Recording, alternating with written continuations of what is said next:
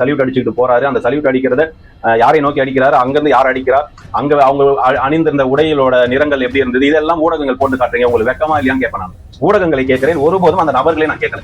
ஊடகங்கள் பரப்பி கொண்டு இருக்கிறது தேசிய கொடியோட ஸ்டைல தான் அவங்க உடை அணிந்து வந்திருக்காங்க குடும்பத்தினர் அப்படின்னு சொல்லிட்டு இந்த மாதிரி ஊடகங்கள்ல ஒரு கார்டு போடுறீங்க. எதை அவமானப்படுத்துறீங்க? வெக்கமான சூடு சொன்ன என்ன பல முறை கேட்ட மாதிரியே கேட்கிறேன். இந்த ஊடகங்கள் உங்களுக்கு கொஞ்சமாவது வெக்கம் இருக்கா? தேசிய கொடியை யாராவது அவமதிப்பாங்களா? ஏன் இந்த மாதிரியான செய்திகளை நீங்க போடுறீங்க?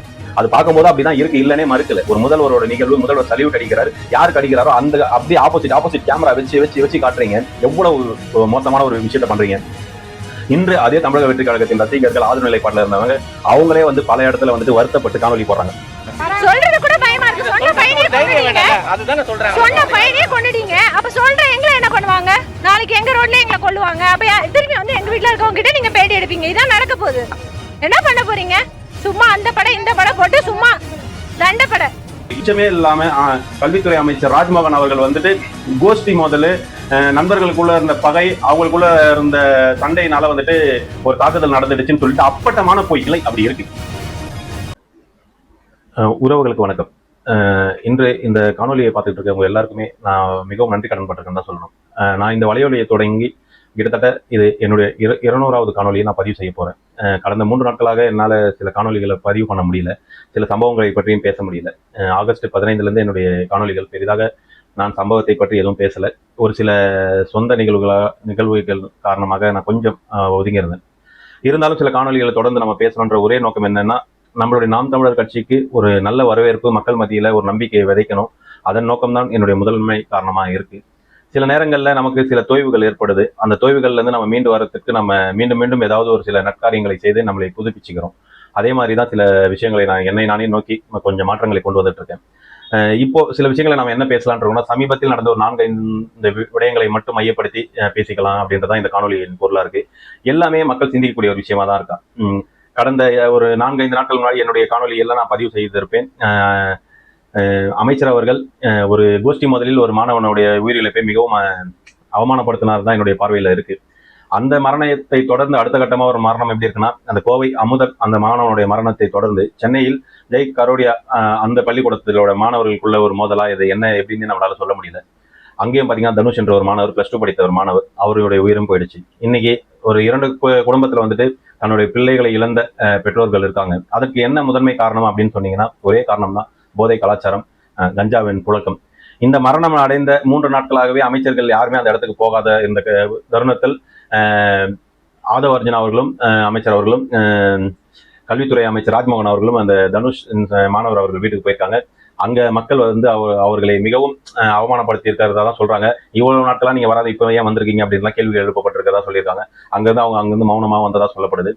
மக்கள் இந்த எதிர்ப்பை இப்ப காட்டுறதுனால எந்த பிரயோஜனமோ இல்லைன்னு தான் நான் சொல்லணும். ஏன்னா எந்த இடத்துல உங்களுடைய எதிர்ப்பை நீங்க காட்டணுமோ, எந்த இடத்துல அதை செய்யணுமோ அதெல்லாம் விட்டுட்டு இப்போ அதிகாரத்துல ஒருத்தரை கொடுத்துட்டு அவர் வர இடத்துல எல்லாம் ஒரு கேள்வி கேட்டுட்டு இருந்தீங்கன்னா, மக்கள் இதை நீங்க கேள்வி கேட்கறதா ஒண்ணுமே பண்ண முடியாது. மக்கள் புரட்சி, மக்கள் போராட்டம், இதால மட்டும்தான் நமக்கான ஒரு விடியலை நாம நோக்கி வர முடியும். இதுதான் நம்ம மக்கள் கொஞ்சம் சிந்திக்கணும். இனி வரும் காலங்களில் இந்த அதிகாரத்தில் இருக்கிற அமைச்சர்கள் நமக்காக செய்வாங்க, சட்டமன்ற உறுப்பினர் நமக்காக செய்வாங்க அப்படின்னா நீங்க நினைச்சீங்கன்னா, இந்த போதை கலாச்சாரத்தை ஒருபோதும் அகற்ற முடியாது. போதை கலாச்சாரத்தை அகற்றணும் அப்படின்னு நீங்க முடிவு பண்ணா கண்டிப்பா அது புரட்சியின் வழியில் மட்டும்தான் அது நடக்கும். அந்த புரட்சியை இந்த மக்கள் கொண்டு போகணும்.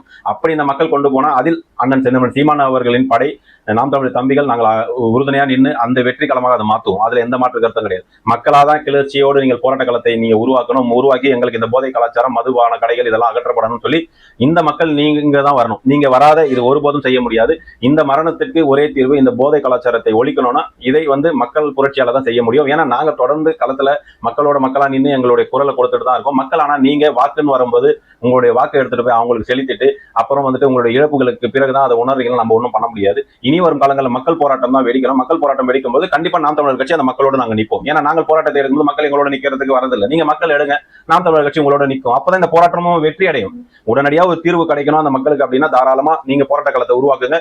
அதன் மூலமாக இந்த வெற்றி அடைந்து இந்த மதுபான கலாச்சாரமாவது ஒளிதான் பார்ப்போம். இதுதான் இந்த பிரச்சனைக்கு என்னால சொல்லக்கூடிய ஒரு விஷயமா இருக்கு. அடுத்த கட்டமா பாத்தீங்கன்னா, ஏற்கனவே நான் ஒரு காணொலியில சொல்லியிருந்தேன், ஆகஸ்ட் 15 அன்று காக்ரோச் ஜனதா பார்ட்டி நிறுவன தலைவர் அவர் கிட்டத்தட்ட கிராமப்புற பள்ளிகளில் உள்ள நிறை குறைகளை பற்றி நீங்க ஆவணப்படுத்தி அனுப்புங்க, நாங்க வந்து உங்களுக்கு தக்க அதுக்கான விஷயங்களை முன்னெடுத்து அதை சீர் செய்து கொடுக்கறதுக்கான வழிகளை மேற்கொள்றன்ற மாதிரி அவங்களுடைய அறிக்கைகள் இருந்தது. அதே போல ஆகஸ்ட் 15 பார்த்தா அவர் ஒரு பள்ளிக்கூடம் போயிருக்காரு. பள்ளிக்கூடம் போய் அந்த பள்ளிக்கூடத்துல மாணவர்கள் கிட்ட மாணவர்கள் எக்கச்சக்கமான குறைகளை தான் சொல்றாங்க, நிறைகள் சொல்றாங்களோ குறைகளா தான் சொல்றாங்க. அப்ப அந்த அளவுக்கு பள்ளிக்கூடத்தின் தரம் வந்து குறைவா இருக்கிறதுன்றதை அவர் வெளிப்படையாவே வெளிப்படுத்த ஆரம்பிச்சிட்டாரு. இதை எந்த அளவுக்கு கொண்டு போறாங்கன்னு தெரியல. ஆனா உண்மையும் இந்த மாதிரி விஷயங்கள் நாம வந்து வரவேற்கணும். அது வடமாநிலத்தில் அந்த சம்பவங்கள் நடந்திருக்குது. நம்மளுடைய தமிழ்நாட்டில் எந்த அளவுக்கு அதை பத்தி பண்ணியிருக்காங்க நமக்கு தெரியல. அந்த விஷயத்தை உண்மையாவே வரவேற்கணும். காங்கிரஸ் ஜனதா பார்ட்டியின் அந்த நிறுவன தலைவர் அபிஜித் தீப்சே அவர்கள் செய்யக்கூடிய அந்த விஷயம் வந்து உண்மையாவே எனக்கு வரவேற்க ஒரு விஷயமா என்னுடைய பார்வையில இருக்கு. வருங்காலங்களில் இவங்க அரசியல் காலத்துக்கு வராங்களோ வரலையோ, இந்த அரசுகளை வந்து மிரட்டக்கூடிய, இந்த அரசுகளை எதிர்த்து கேள்வி கேட்கக்கூடிய இடத்துல இந்த இளைஞர் பட்டாளம் இருக்கு. அந்த இளைஞர் பட்டாளத்துக்கு உண்மையாவே ஒரு வரவேற்பு கொடுக்கலாம். அரசியலா வரும்போது அது நமக்கு எப்படி இருக்கும்னு தெரியல. இன்றைய காலகட்டத்திற்கு எதிர்ப்பு குரலா இருக்கு. தவறுகளை அநீதிகளை எதிர்த்து கேட்கக்கூடிய ஒரு இடத்தில் இந்த சிஜேபி பார்ட்டி இருக்கு. அது உண்மையில் வரவேற்கலாம். அந்த பார்வையில என்னுடைய பார்வையில் அது ஒரு சரியான பார்வையா போயிடுது. அடுத்த கட்டமா பாத்தீங்கன்னா டிவிகே இன்ஃபுளுசர் மீட்டிங் சொல்லிட்டு ஒரு மீட்டப் ஒன்று நடந்தது. அது வழக்கம் போல எதற்காக நடக்குதுன்னு நமக்கு நல்லாவே தெரியும்.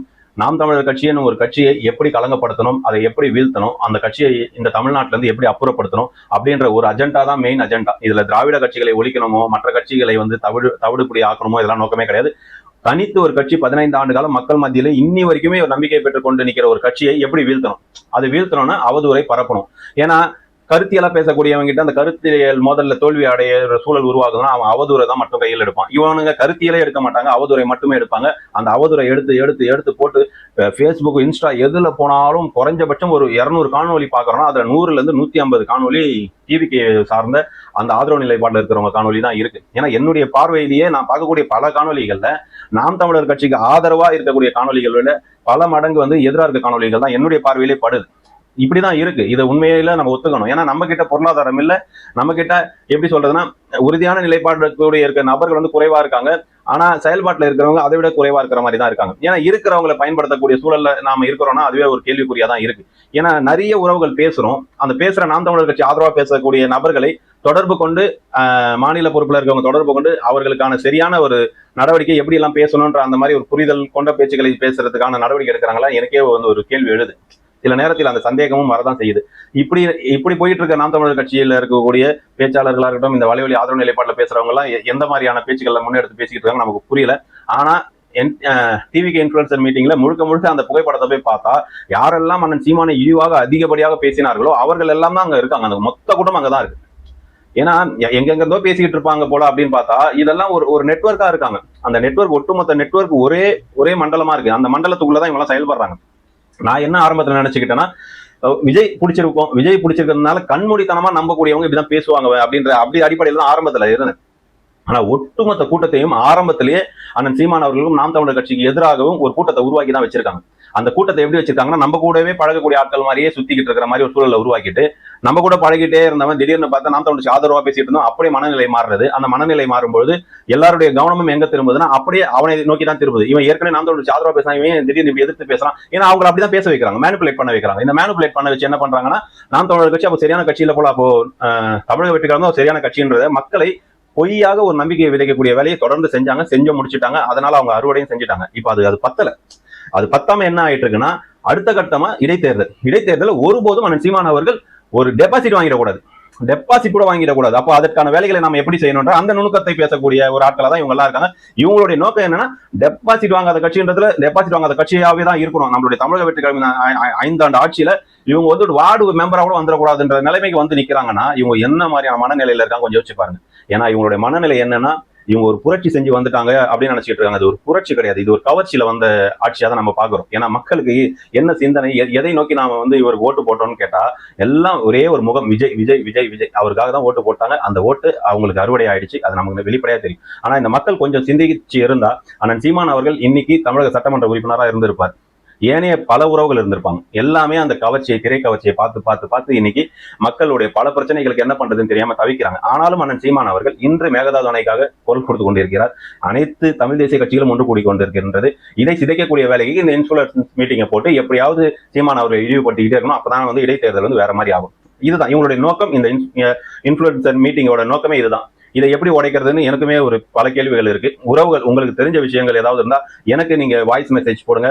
இல்ல உங்களுடைய நம்பர் எனக்கு அனுப்புங்க, தனிப்பட்ட முறையில் நான் சாட் பண்றேன், எப்படியாவது நீங்க எனக்கு தொடர்பு கொண்டு சில விஷயங்கள் ஆலோசனை எனக்கு கொடுங்க, அதையும் நான் இந்த காணொலி மூலமா பல விஷயங்களை பேசுறேன். ஏன்னா நான் என்ன பேசுறதுன்னு சில நேரத்தில் எனக்கே தடுமாற்றம் அதிகமா இருக்கு. ஏன்னா நம்ம பேசுற விஷயங்கள் எல்லாமே சரியானு கூட நம்மளால உறுதியா சொல்ல முடியாது. என்னுடைய மனநிலையில நான் பேசுறேன், என் மனநிலையில சரின்றதை படுறதை நான் வெளிப்படையா பேசிடுறேன். அது உங்களுக்கு சரியா சரியில்லையான்றதை நீங்க வெளிப்படுத்துங்க. இல்ல சில விஷயங்கள் இதெல்லாம் பேசுங்க அப்படின்னு சொன்னா நான் பேசுறது தயாரா இருக்கேன். ஆனா அந்த விஷயங்களுக்கான சரியான ஆதாரத்தை கொடுத்தீங்கன்னா நான் தெளிவா பேசுறேன். ஏன்னா ஏதாவது ஒரு விஷயத்தை பேசி அது எனக்கும் ஒரு சிக்கல், அண்ணன் சீமான் அவர்களும் ஒரு சிக்கலை கொடுத்துடக்கூடாது. தெளிவான விஷயத்தை உறுதியா நான் பேசுறது தயாரா இருக்கேன். எதுவா இருந்தாலும் அது எனக்கு ஏதாவது ஒரு பாதிப்பு ஒரு பட்சமா இருந்தாலும் அதை நான் முடிந்த அளவுக்கு அதை சரி செய்து பேசக்கூடிய நிலையில நான் இருக்கேன். அது உறுதியா பேசுவேன். நீங்க என்ன எனக்கு உறுதியான சில விஷயங்களை கொடுங்க, நான் கண்டிப்பா எடுத்து பேசுறேன்.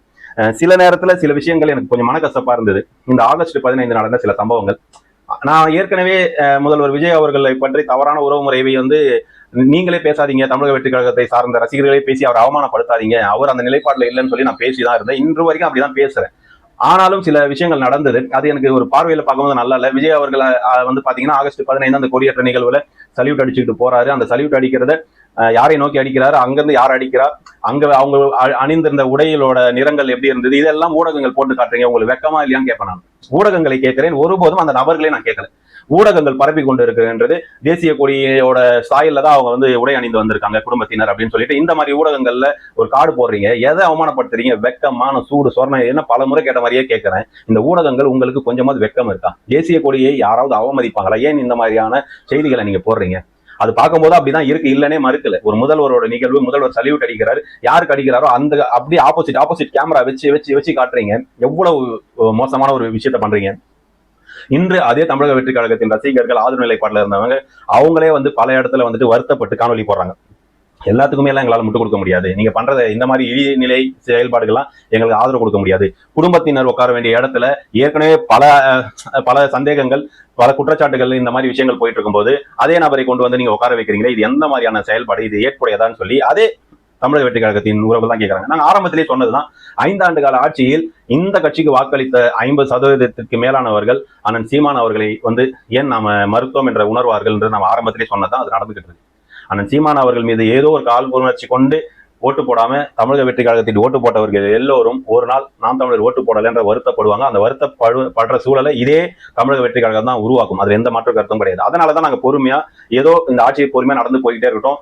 செயல்பாடுல உண்மையாவே நாம் தமிழர் கட்சி கொஞ்சம் குறைவா தான் இருக்கு. சில இடத்துல ஆர்ப்பாட்டம், போராட்டம், அண்ணன் சீமான் அவர்கள் தொடர்ந்து களத்துல நிற்கிறாரு, இது போய்கிட்டே இருக்கு. தொடர்ந்து பல மாவட்டங்கள்ல பொறுப்பாளர்களை சந்தித்து அவர்களை சரிப்படுத்திட்டு வராரு. இந்த மாதிரி பணிகள் போயிட்டு இருக்கு. ஆனா வெளியோட்டமா பார்க்கும்போது செயல்பாடு குறைவா இருக்கிற மாதிரி இருக்கும். ஆனா இது உண்மை, செயல்பாடு குறைவா இருக்கிறதுக்கு காரணம் மக்கள் மத்தியில செயல்பாடு குறைவு, கட்சி மத்தியில செயல்பாடுகள் அதிகமாக செயல்பட்டு இருக்கு. அதுல எந்த மாற்று கருத்தும் கிடையாது. ஒரு பக்கம் இந்த மாதிரி ஓடிக்கிட்டே தான் இருக்கும், இன்னொரு பக்கம் இவங்களுடைய ஆட்சியோட செயல்பாடுகள்னால நாம் தமிழர் கட்சிக்கு ஒரு ஆதரவு நிலைப்பாடு உருவாகிட்டே இருக்கு. அதுல எந்த மாற்று கருத்தும் கிடையாது. அடுத்த கட்டமா பாத்தீங்கன்னா, ஒரு ஊடகத்துல அந்த ஊடக பணிக்கே வந்துட்டு ஒரு உரித்தான நபர் இல்ல அப்படின்னு சொல்லக்கூடிய நபர் தான் சவுக்கு சங்கர் அவர்கள். அவரை பற்றி நான் ஏற்கனவே சில விஷயங்கள் பேசுறேன்.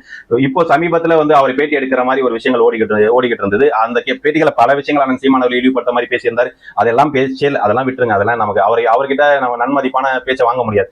ஆனா அவரை ஊடகத்தை சார்ந்தவரை உட்கார வச்சு அந்த தம்பி ஒருத்தன் கேட்கறான், சமீபத்தில் உங்கள் மகன் இறந்த இழப்புக்கு வந்து நீங்க போகலன்னு சொல்லி உங்க மேல ஒரு குற்றச்சாட்டு, ஏன் போகல அப்படின்னு. உடனே அவர் ஒண்ணு பேசுறாரு. எப்படி பேசுறாருன்னா, நான் அவன் நினைவுகளோட இருக்க விரும்புகிறேன், நான் அந்த நினைவுல இருந்து மாற்றம் அடைய விரும்புறேன். உன்னை கழுவி ஊத்திருக்காங்க எனக்கு தெரிஞ்சு வளர்மதி தோழர் அவர்கள். அவங்களுடைய காணொலியை நான் பார்த்தேன்.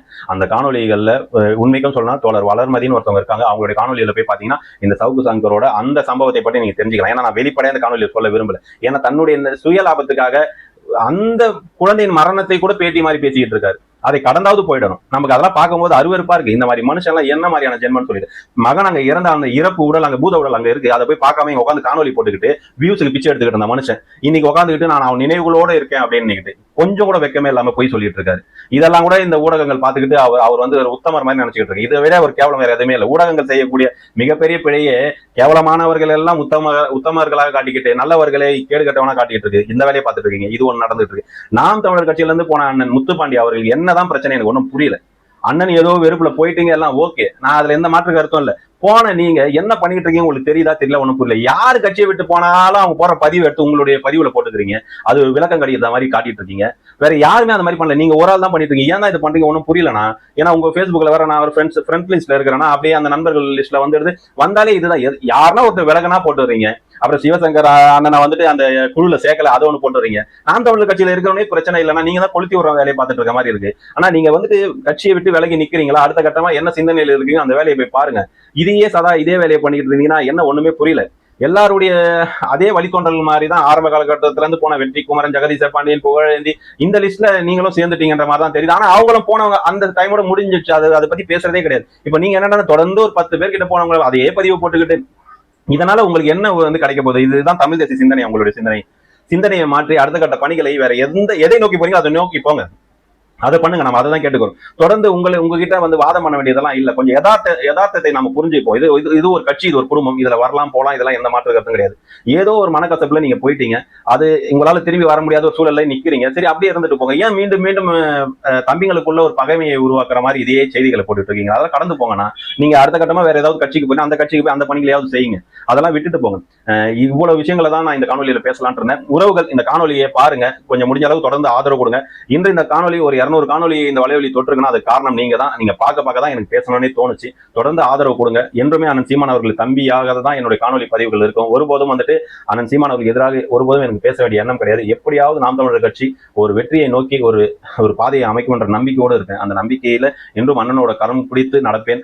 இன்று என்னுடைய காணொலியை பார்த்த அனைத்து உறவுகளுக்கும் என் நன்றிகள். என்றும் அண்ணனோடு இருப்பேன். நன்றி, வணக்கம்.